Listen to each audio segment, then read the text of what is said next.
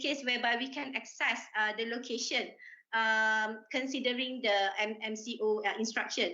In order to collect information from businesses, telephone interview, email and e-survey were emphasized during the crisis. No doubt, again, we are facing a decreasing of response rate during MCO, especially for the non-essential establishments, as most of them working from home, which limit the communication between the NSOs and also the respondent. The third dimension is administrative record, which I believe around the globe, the pandemic triggered the importance to have more granular data for a specific intervention. So this is because the administrative record is beneficial in terms of providing near real-time data. Possibility of more granular data analysis by geographical, socioeconomic and demographic characteristics, and also reduce costs and burden in operation. As the movement to conduct survey was limited during the crisis, the use of available data sources from administrative record should be prioritized, where statistical analysis can be accelerated, thus expedite more targeted interventions, actions to aid people who were affected. Ladies and gentlemen, I believe the NSO should be the first to identify any issues raised as we are conducted continuously data compilation and analysis on regular basis.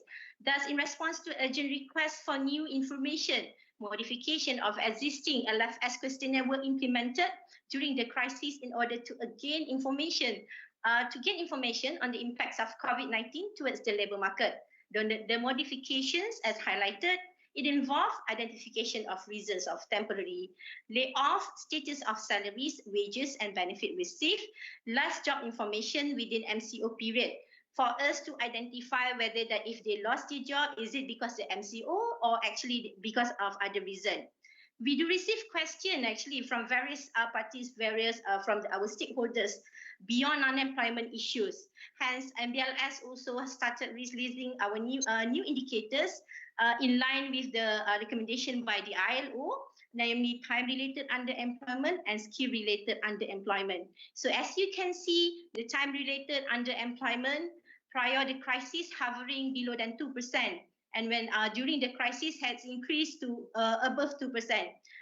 So with the skill-related underemployment hovering between like 32 to less than 36%, and then after that it increasing. So through this data, we notice the skill-related underemployment is actually the structural issues which should be taken care by the country to look at this matter.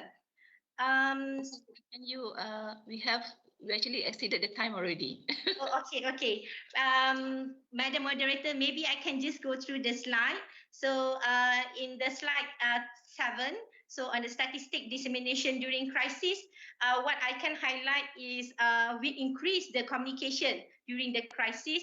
As mentioned yesterday, during the opening ceremony, the word of narrative and storytelling. This is something that we really highlight during the crisis, as we believe just producing the statistic and release the statistic, it is not sufficient enough to tell the public. Next, on the slide 9, on the COVID-19 SI opener. So as I mentioned, to increase the granularity and frequency of the labour market data, so we need to leverage on the administrative record and big data sources to strengthen the labour market. I just want to highlight on the point 6, expanding the collaboration to enhance the labour market. It requires the National Statistical System, which comprises various agencies. It's not National Statistic Office. This collaboration among agencies must be extended, as well as promoting awareness and important role of responsible data collection and data management within the National Statistical System. Of course, the slide 10 will bring us the acceleration of data integration, which is in the process which is under our purview currently under the 12 Malaysia Plan for 2021 and 2025. All right, so as a conclusion, just give me another 30 seconds, Madam Moderator. So as a conclusion, in spite of the multiple challenges and impacts of COVID-19, it provides National Statistical System. I highlight on the National Statistical System, it's not the NSO only, with a golden opportunity to review the risk and re-strategize business operation, including leveraging on multiple data sources, embarking on research development and refining of statistical methodology, strengthening the role of NSS in guaranteeing the timely and relevant data, and extending the role of NSO beyond data provider. With that, I conclude my presentation. Thank you so much, Madam Moderator. Thank you, Ms. Noraliza, for the presentation. And we have heard about the Malaysia labour market statistics from our first speaker, and now we would like to fly to Singapore. Our second speaker, Mr. Daniel Sim Ziwe, is the Deputy Director of Data Collection from the Ministry of Manpower, Singapore. Mr. Daniel Sim leads and manages large-scale national surveys on establishments, households, and individuals in order to provide a wide range of national statistics on Singapore's labour market to enable informed decision-making within the government and the community at large.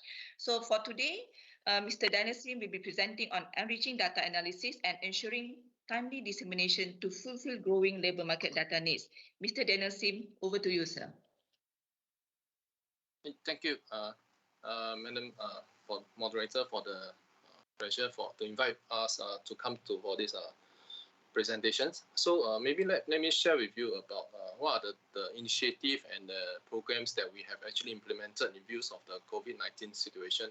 Yeah, we do see there's a demand and a needs to ramp up our collection and also to improve our engagement with the public, and also of course coming out with a good policy and the programs. So next slide.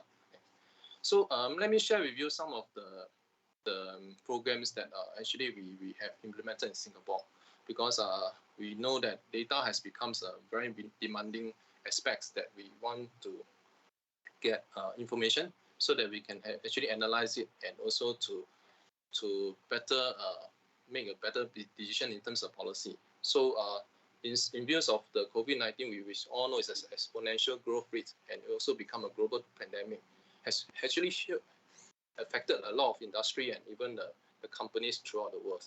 So this dramatically changed how business react, and also in terms of consumer, they also have some changes as well. So how do we actually took a closer look in terms of our data and also in terms of our survey, and see how should we have a closer watch on the labour market situation. Yeah, next.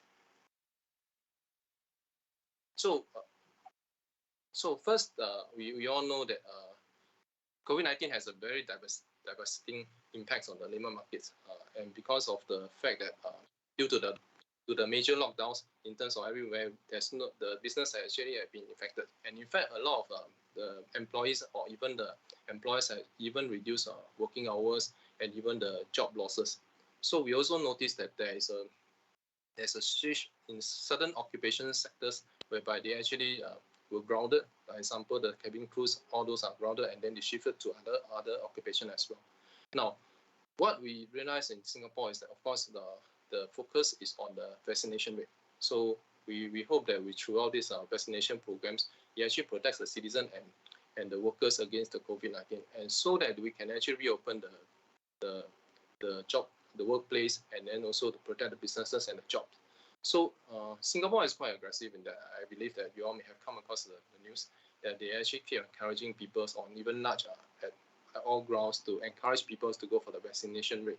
And in fact, when we go for the vaccination, we actually realize that the use of the vaccination data actually does help in the sense that we know which are the different sectors or workers are actually being being protected, so we can actually make a better kind of policy making in terms of that angle. Yeah, next. So apart from vaccination, we also go towards the trace together and safe entry applications. Next, please. Next slide. Yeah, so we know that everybody can't stay at home, and we can't survive with the lockdown for that long. And so what happened is that we came up with, Singapore came up with this trace together, which is I think quite commonly used across all the countries. So what does this help us? Because in terms of trace together, we actually identify which are the groups of the workers and the movement, and so that we can narrow down which are the cluster that we can actually being control off, and also how to readjust all the informations. Yeah. So this is one of the key initiatives that was implemented by Singapore. And yeah, next slide. And together, trace together, they came up with an app sorry, moderate can, yeah. Okay, so this app actually is a Bluetooth, and it was implemented in June, 5th June 2020 by the governments to boost the contact tracing. Yeah, so we all know that the informations from the individuals are all over the place, and so how do we know that which are the areas that are being clustered and so on? So this is very useful for, like what I mentioned earlier on, in terms of the workplace monitoring and so on. Next. So similarly, in order for us to boost the take-up rate of the contact tracing, actually there's a lot of initiative or even the campaigns going on to boost the visitor, even the Singaporean or the local, whatever, to trace it, so that we can be actually using in tandem with Trace Together. Yeah. Now next, I will move on to talk more about ramping up my data collections. Sorry, yeah. So in terms of ramping up the data collections, we look at the one aspect is that we realize that actually, in fact, nowadays when we do survey, the citizens are getting more vocal. So, and they are also getting more and more demanding, in the sense that they're asking for information about how does the survey help them, and how does we as a state agency actually gather all the information to provide a better policy making and also those programs that they enjoy. Yeah, so one way is that we think about our collection efforts. So we kind of, instead of the push and pull strategies, we try to provide them with more information through our data. So this is one way that we look at in terms of ramping up our data collections, so that we can be more proactive and show them and relate them to understand how does all those unemployment rate and how does the labor market situation applies to you in your context. So this is one of the strategies that we want to adopt, and so that it can help us to ramp up the collection. Yeah, next, thanks. Okay, so the other area is that about unemployment rate. Yeah, before the COVID, actually we were releasing our unemployment rate on a quarterly basis. But in view of the COVID, actually we already have plans to actually move on to a monthly basis, so that we can better report the unemployment rate or the labor market situations, so that we can also have a better understanding through the data, and help the job seekers and even some of the information of that through our unemployment rate figures. So it was timely. Yeah, so it happens that when the COVID happens, that we actually also shifted ourselves towards the monthly basis, and this is really useful. I think now a lot of the policy are actually saying that actually it's quite useful, because they can look at the trend more on a closer watch because of the monthly basis term. Yeah. Thanks. So 1 minute more. So this is this is just an example that we have successfully launched the unemployment rate in the May and July. Next. Okay, I briefly touch on the business aspects. We also have the business census. So-called, we cover a survey to collect from the establishment in terms of the occupational and the wage data. So we also want to find out from them what are the locations that they work. This is a very pretty useful initiative that we roll out to the companies, and it's covering all the companies. So due to that, we actually have been quite successfully applying to the local qualifying salary and also the progressive wage models, which I'll cover a bit later. Yeah, next. Yeah, so apart from just company, we all know that we have to engage more agency. So we tap on the cross-agency collaborations to help us to boost up the data collection response rate. So these are the one initiative we go towards the agency collaborations. Yeah, and how to do so next is basically we try to give them the data automations initiative, so we can actually link up a certain SFTP pipe and so on with them, so that they can transfer to us, and then we can better relate to them in terms of the data perspective. Now next. Yeah, so these are the two programs that it was successfully applied during the COVID-19 job growth incentive, whereby we actually launch out this job growth incentive to help the companies to tie over their certain employees. So in view of the crisis, they are given a certain amount subsidized by the government so that they can tide over the crisis period. Yeah, and then that's where as of February, we helped nearly around 93K of locals, to take up new jobs and the job skill and the skills opportunity. Yeah, next. So apart from that, we also focus on the low-wage worker. Yeah, because the low-wage workers are most vulnerable groups, and then governments have just announced recently in terms of the National Day rally saying that they want to help them and ensure that they get the minimum wage. Yeah, this is also through our occupational employment survey that we have mentioned earlier on just now. Yeah, next. Lastly, I just talk briefly about the dissemination. So we all know the data we get from the respondent, we get from companies, we get from them. So what do we want to give feedback to them? So we talk about visualization, we talk about data, how do we can actually better relate to them a storyline, a data point that they can actually get the info from the labor market situation. Because nowadays they don't look at data purely, they also look at how does the data help me in terms of my company as well. So these are some of the giving back values to the respondent that we have think of. Yeah, and I think the last slide also is another example. Next, yeah. So we hope that give them the customized features, they can customize to what they want and like a slice and dice concept, so that they can see more valuable inside.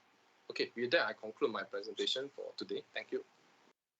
Thank you, Mr. Daniel Sim, for your presentation, and in which you have touched on this Singapore's experience on data compilation, also policy responses in various areas.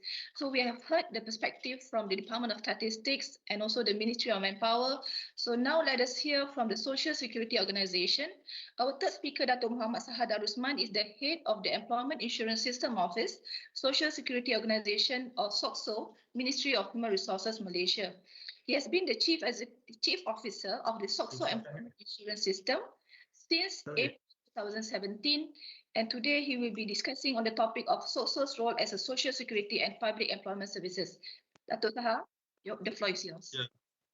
Thank you, Madam Betty, the moderator for this session, and all distinguished speakers and participants. Very good morning, and also very good afternoon for participants in Malaysia. I'll go straight to our role also as a social security organization, and at the same time our role as a sharing our data during the pandemic. Next slide.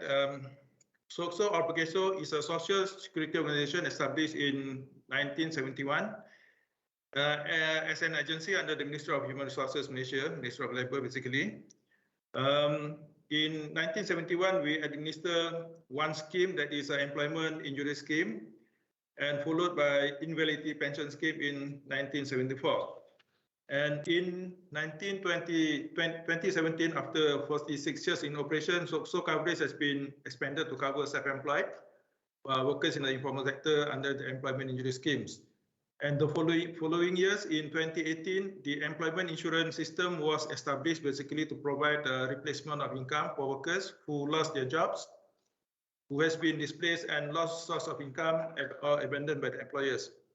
ERS also has been mandated by the government to widen our responsibility as the public employment services, PES, with our own job portal, My Future Jobs, to cover wider group of unemployed persons, fresh graduate and school leavers. Due to its function and responsibility, ERS employment insurance system SOCSO has become the frontliner to assist 1,000 of workers who lost their jobs and thousands of businesses who are affected by the lockdown during the pandemic. Next slide. This is a snapshot of Malaysian labor force. Basically, SOCSO cover around 62.7% or 9.97 million out of almost 16 million labor force in the country. The 1.26 million unidentified labor force could be the micro enterprise who have less than 5 workers, who may have yet to register with SOCSO. Next slide. Talking about our database, SOCSO maintain about 10 various databases to support our operation. We are not mandated as a labor market players, and we never conduct survey to collect statistical data. The database meant to keep record of insurance contributors and for enforcement purposes.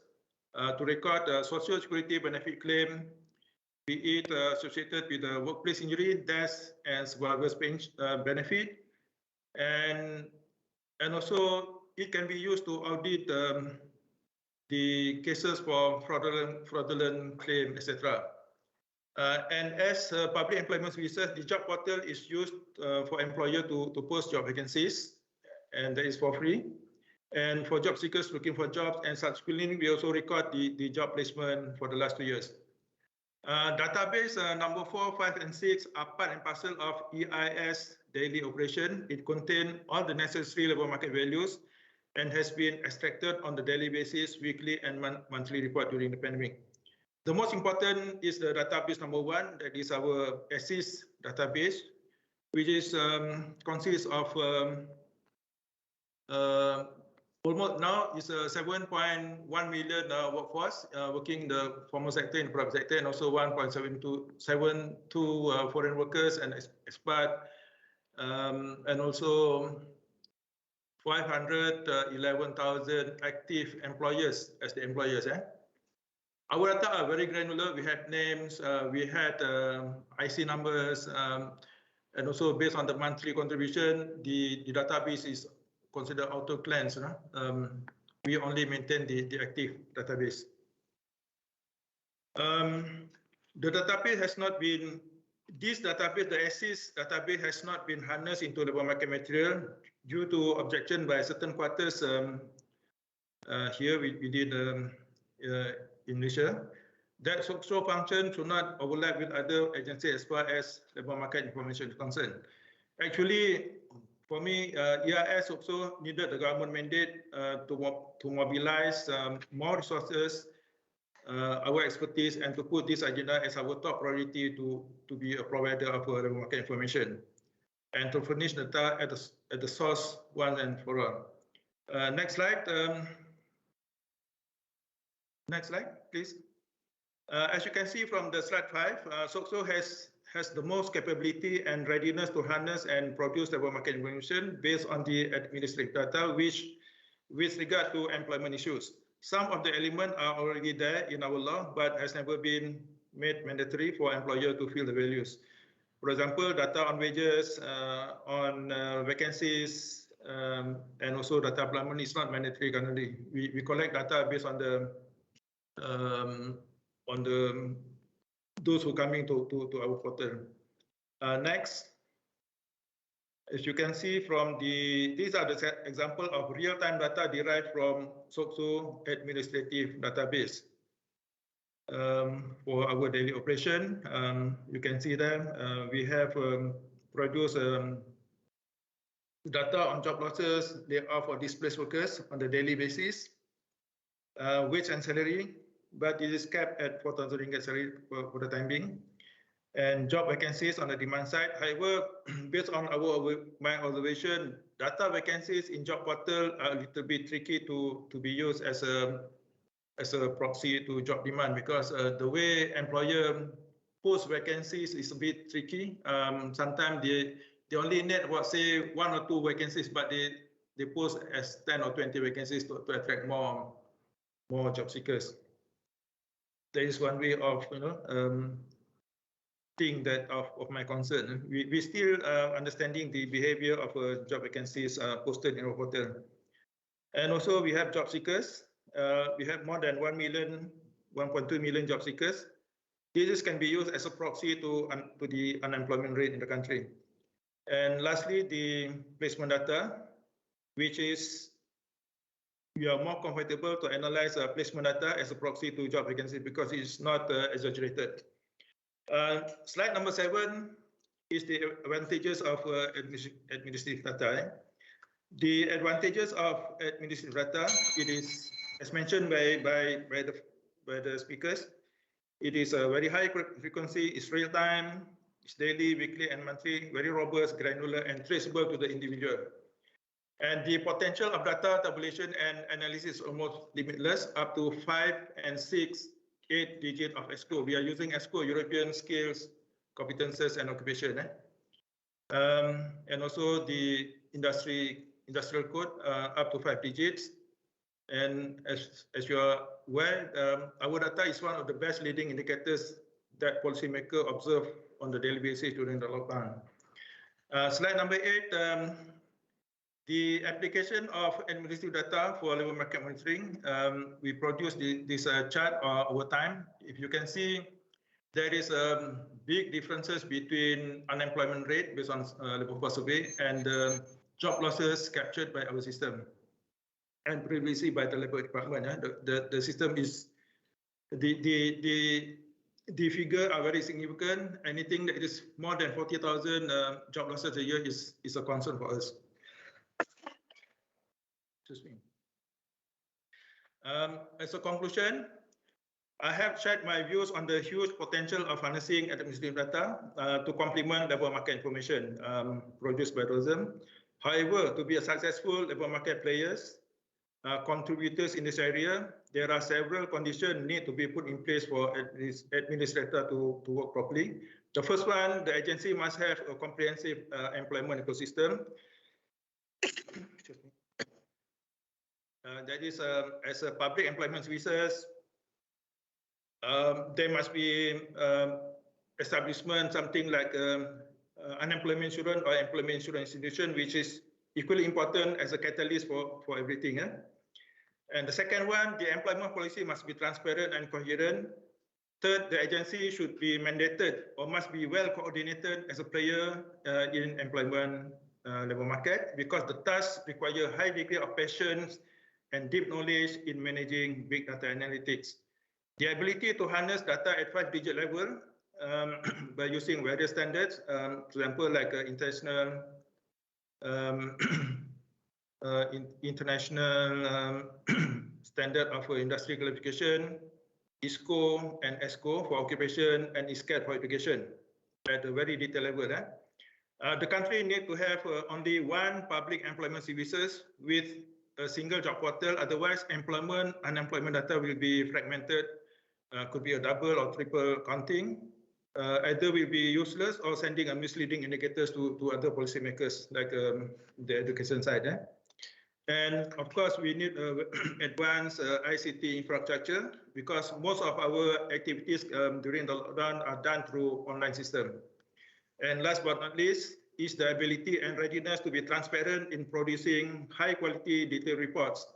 Lack of transparency could indicate either incompetence or has something else to hide. And lastly, I would like, I believe that what we are doing currently is nothing new, especially in all OECD countries that where they have a UI or EI and have a strong administrative data that has been fully leveraged to complement other labor market indicators produced by National Statistical Office. Thank you. Thank you, Dr. Zaha, for the insightful presentation. And now we move to our fourth speaker, Ms. Farina Adamkong. She is the Deputy Director of Economics Department, Central Bank of Malaysia. She leads a team that looks into the surveillance of the Malaysian domestic economy from the sectoral perspective, assessment of emerging risks and their impact on the economy, as well as research on structural issues. For the topic of presentation today, she'll be presenting on enhancing the central labour market analysis toolkit. Ms. Farina, over to you. Thank you, Madam Betty, our chairperson today, distinguished speakers, ladies and gentlemen. Without further ado, let me delve into the topic of how Bank Negara, the central bank, conduct labour market surveillance and analysis in these trying times using an enhanced toolkit. So next slide, please. The presentation will broadly split into two sections. The first part focuses on analysis, specifically on the impact of COVID-19 on the labour market. Throughout this part, I will highlight how the bank utilizes data from various sources to form a view on the labour market. The second part, if we get the time to go over it, will be on research topic that the bank has embarked on with regards to structural issues in the labour market. So here I will give some overviews on these pressing issues and the data we utilize as well. So next slide, please. Going into the first part, next slide. So when we assess labor market developments, we typically look at 4 channels of which the COVID-19 outbreak can affect labor market and aggregate income growth. So these are the employment conditions, which reflect the demand for labor broadly, the overall labor supply, salary and wages, and lastly, the commodity prices, which affect income of workers in the commodity sector.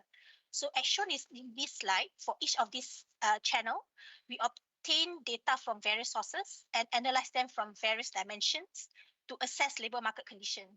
Some of these analysis and data will be illustrated in the following slides. Next slide, please. From labor demand perspective, to form an initial view on labor market utilization, we refer to key headline indicators such as the employment rate as well as the employment levels and growth. These data are sourced mainly from the labor force survey published by the Department of Statistics, Malaysia, on a monthly basis. From this statistic alone, we observe that the unemployment rate remained elevated as at 4.8% as at July of this year.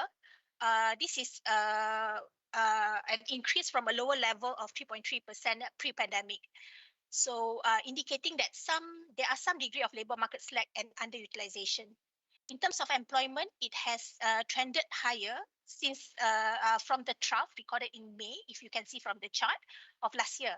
However, the recent implementation of containment measures in June this year had sort of caused a disruption in the recovery momentum of employment. Next slide, please.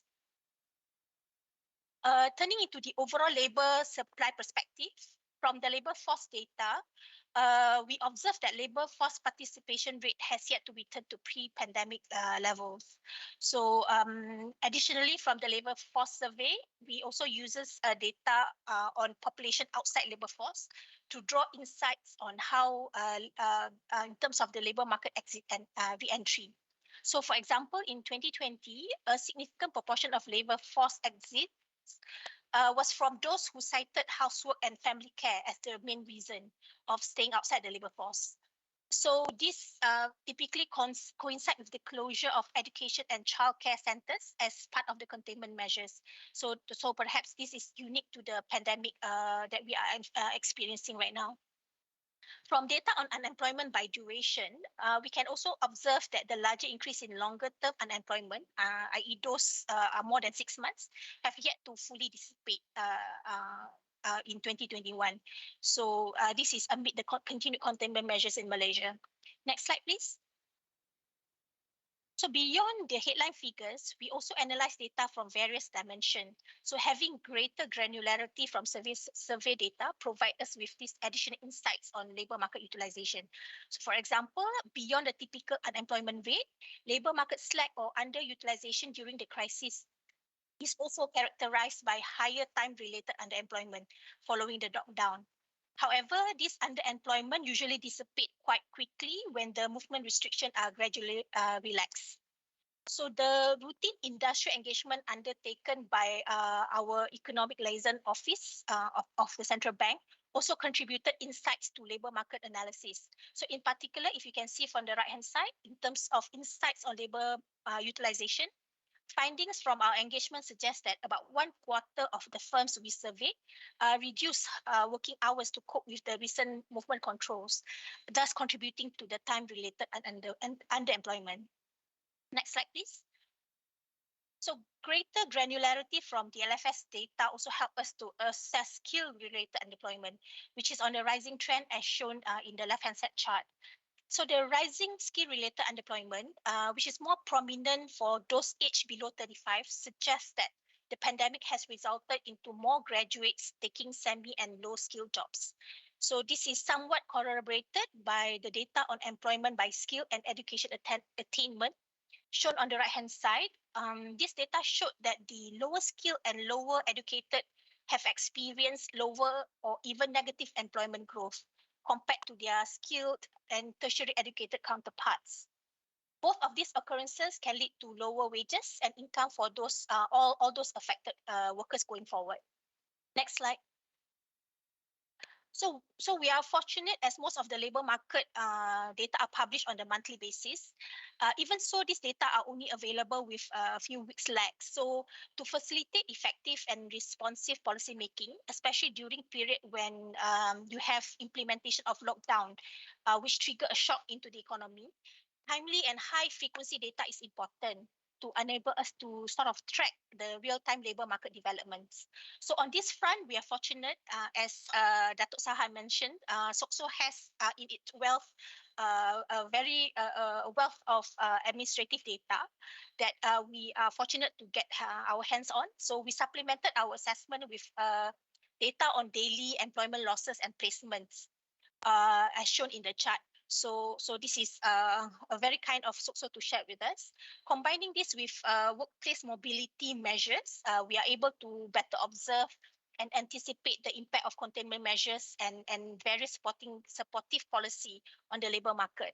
So for example, the official labor market macros data is at this point available up to July 2021. But we already have a sense of the labor market condition up to the last week of September, thanks to this administrative data. Next slide. Another theme from the COVID-19 crisis is the uneven impact that it had on the economy. So the ability to slice and dice data by the various dimensions provide us a sense of the uneven impact and potential recovery in different segments of the labor market. So for example, the LFS data on employment by key economic sector tells us that there are continued contraction in employment growth in the COVID-19 vulnerable sectors such as construction and tourism-related sectors.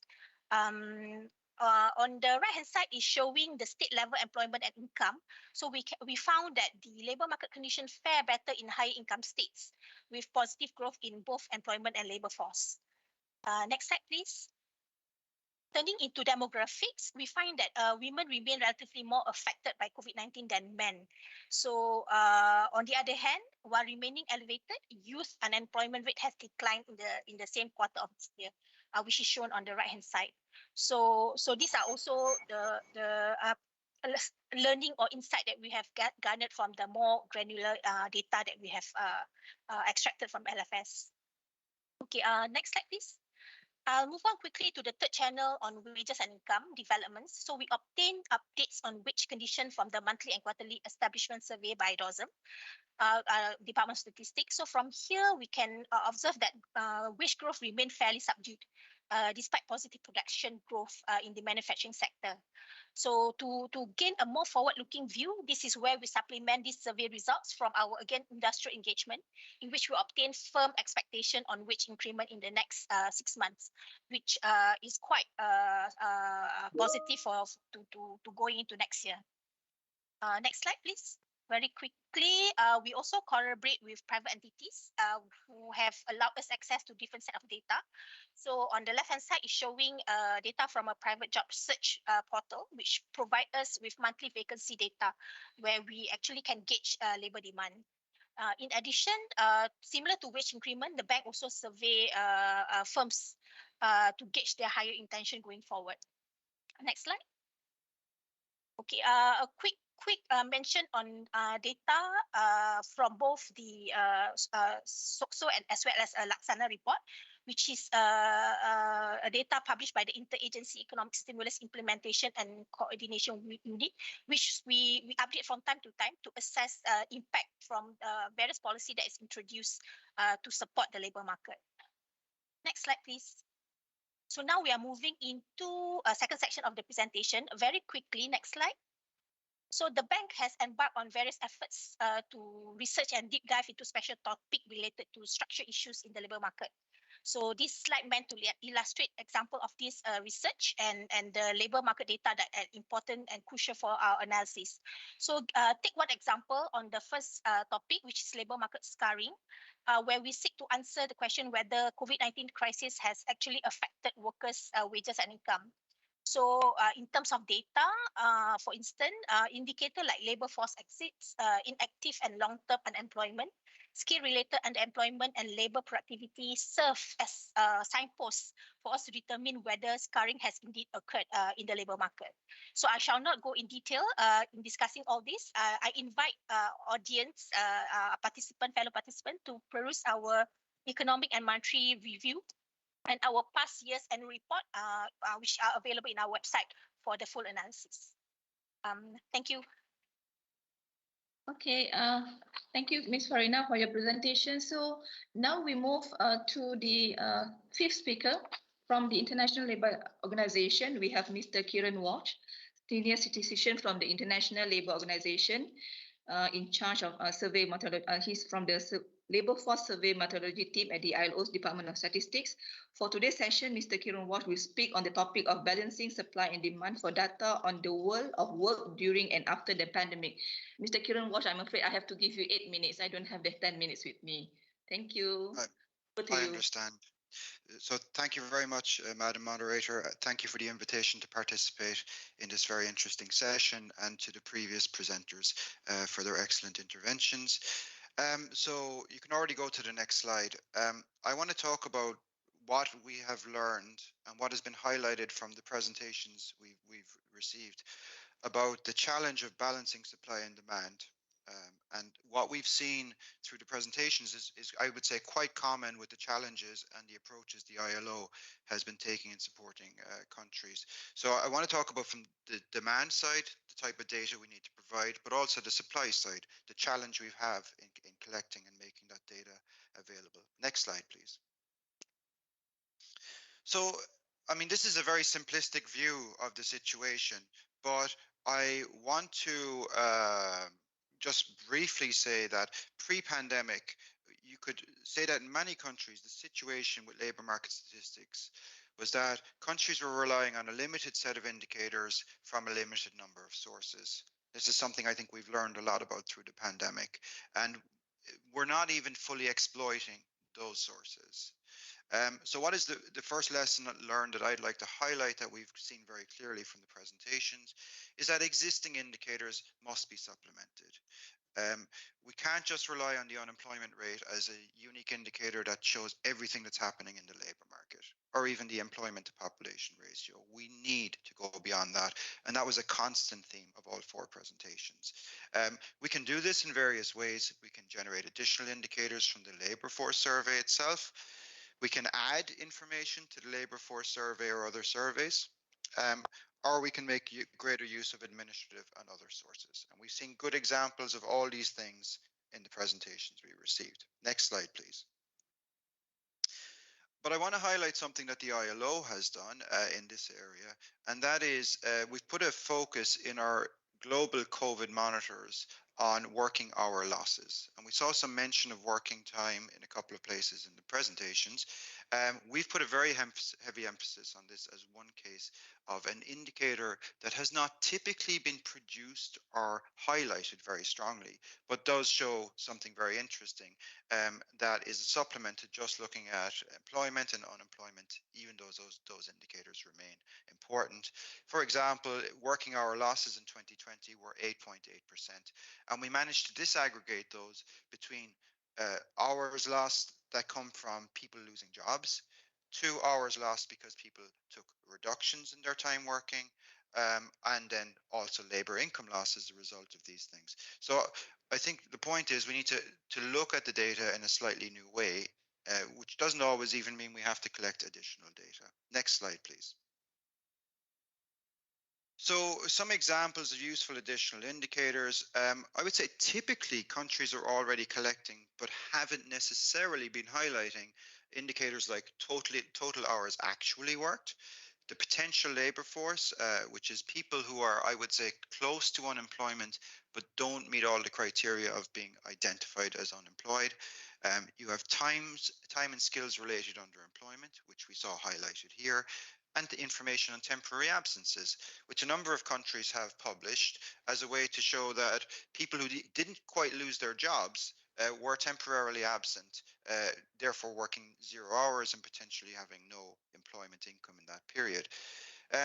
Other data we would say could be added to the LFS would include job loss during the pandemic, impacts on earnings, information about new jobs, and impacts on hours worked. Where, as was highlighted in the first presentation, you ask more directly if what has happened to the person was due to COVID-19 or some other reason. All of these can be added and are useful. Next slide, please. So I just want to show here, this is a finding from a report we published last week. We did a global survey earlier this year to ask countries about how they had been impacted in their collection and dissemination of labour market statistics. And this shows that, in common with Malaysia and Singapore, the majority of countries published additional data during 2020 to show how the pandemic had impacted their working lives. That was 63% of responding countries across the world. The majority of those actually published additional data that they were already collecting, but just not publishing previously, like working time or absences. Whereas also countries did additional surveys or added indicators to their labour force survey, or questions to their labour force survey. That's the address at the bottom of the findings if you're interested to know more. Next slide, please. But I do want to highlight, on the supply side, we have massive data collection challenges. Next slide, please. So again, from the same survey, we saw that countries faced an unprecedented challenge, and those relying on face-to-face data collection, interviews at the household, were particularly challenged, unsurprisingly, because of restrictions on movement. And many countries introduced remote data collection, telephone or internet, to maintain their data collection. And as you can see, 62% of the countries we got information from made more use of telephone interviewing during the year, either by introducing it or doing more interviews by telephone system they already had in place. Next slide, please. But the impacts heavily depended on the existing data collection mode. So in short, what I'm showing here is the little chart on the right shows that only 26% of countries who already had remote data collection in place, telephone or internet, had to suspend interviewing, whereas that was the case for 65% of countries who did not. So this was hugely important, also in showing differences across regions of the country. Regions which had more face-to-face collection, like Africa, let's say, or Latin America, had greater impacts than Europe or Asia, for example. Next slide, please. So some of the other things we saw: suspensions of data collection, complete cancellations of LFSs, making important changes like sampling approaches, cancelling publications, removing indicators. All of these things happened at reasonable frequency during 2020. Next slide, please. So a general reflection of LFS and other surveys is that they remained very important sources of data, but it is very challenging to maintain data collection at times like this. And there's concerns about response and bias, but most countries did not feel there was a significant increase in bias. And this was something mentioned in the case of Malaysia also. But I do want to highlight, countries were massively flexible in trying to maintain data collection and publication at this time. And by and large, were actually successful in doing so. So I think we just need to learn some lessons from that by modernizing the LFS for the future. Next slide, please. So finally, I just want to say something about the LFS as part of Labour Market Information System. Yes, thank you. So we have to use other data sources, as has been highlighted. Many countries did this using administrative data in particular. It's very valuable, as has been highlighted, for its frequency and granularity. There's also been some use of other surveys, like rapid telephone surveys. They can be valuable, but the point I want to make about these other sources is, as valuable as they are, they have different coverage and conceptual base to something like a labour force survey. So we should not see them as a replacement of a labour force survey. Rather, they are a supplement as part of a system. Next slide, please. And this is my last slide. So what do we see as the future, and taking lessons from Malaysia and Singapore in particular? Well, we have to view different sources as complementary parts of a system of a labour market of information. We have to publish from multiple sources, but still retain a labour force survey as a key source of consistent labour market indicators. We should expand the range of information we publish. We should link different sources to add further value. So I think we saw some discussion of even being able to link across sources. This certainly happens in some countries and is very valuable where it can be done. And we have to incrementally improve data sources. And I would include the labour force survey in this. There is a lot we can do to modernise labour force surveys as a source as well. And in cooperation between agencies and the public and the private sector, I think, are going to be an increasing feature of the future. And I would also call then for joined up multi-year planning across agencies to view this as a system that speaks together about what's happening in the labour market, rather than competing sources that add noise and potentially confusion if they give different messages. Thank you very much for listening, and I hope I managed the time okay. Thank you. Okay, thank you, Mr. Kiran Walsh, for the insightful intervention. We have only 1 minute left. I'm not sure whether we can open for question and answer, but we already have a few questions. Maybe I can just take one question from there that I have in my chat box here. Can reskilling and upskilling save labor from being changed? I mean, tasked by the machine. Maybe, I'm not sure, maybe Mr. Danasim or Mr. Kiran Walsh, you have any inputs for this particular question on reskilling, upskilling to save labor from being changed by the machine?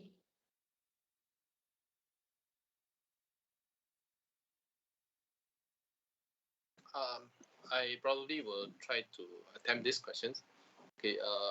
Actually, in fact, the skills is quite a difficult topics in a way that we try to overcome. So in Singapore, when we actually look at the skills, we look at different aspects in terms of occupations. So there is also this framework that within our Singapore to say that how do we match the skills towards the occupations. So what kind of occupation requires which type of skills, and then move forward towards the machine learning and so on. So we are trying to find out ways to do a match, or even like the classification of the jobs, to make sure that how do we actually classify them to the right occupation, and also even to the right type of skills going on. So over here we are trying to gather information. I wouldn't say that it's really replacing by machine learning, but in fact I think it's a lot of times when we look at the information given to us through the survey, we're trying to make use of the data that we analyze, and in fact we are using machine learning to better classify the occupation code. Yeah, the classification of the code. Yeah, so that is why I think probably it's still in the transition that I would think that we are still trying to marry these two in. Yeah. Okay, you, Mr. Danielson. Maybe just one last question or so. Maybe Mr. Kiran Walsh, do we lose quality as we move LFS to remote data collection? What is your input? There's a lot of experience over time that would say this can happen, but it can generally be managed if you have good respondent management processes. So you're able to get contact details, and you have, let's say, review your questionnaire to make sure it's the right length to work for telephone interviewing. Yeah, so it's a process that can be managed, and there is a long experience, successful experience of remote data collection labor force surveys.